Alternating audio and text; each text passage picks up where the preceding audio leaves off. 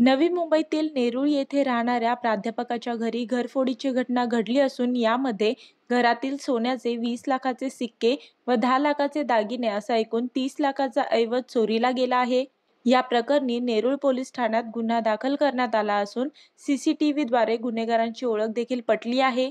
Nerul sector 10 येथे हा प्रकार घडला आहे। या ठिकाणी राहणारे नागेंद्र प्रसाद सिंग हे प्राध्यापक असून गुजरातमध्ये नोकरीवर आहेत, तर नेरूळमध्ये त्यांची पत्नी व मुलगा राहतात।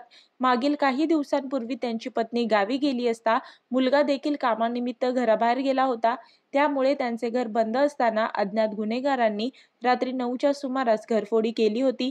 रिक्षातून आलेल्या चौघांपैकी दोघांनी बेधडक सोसायटीत प्रवेश करून त्यांच्या घराचे कुलूप तोडले। काही तासांनी शेजाऱ्यांना हा प्रकार निदर्शनास आल्यानंतर त्यांनी सिंग यांना कळवले होते। त्यानुसार सिंग दाम्पत्य घरी आल्यानंतर त्यांनी घरातील ऐवज तपासला।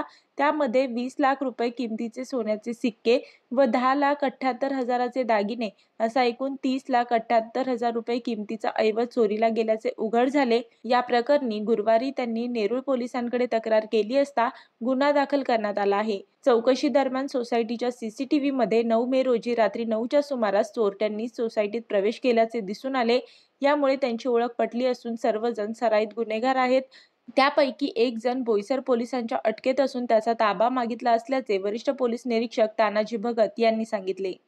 मी वर्षा काटेकर, योद्धा न्यूज, नवी मुंबई।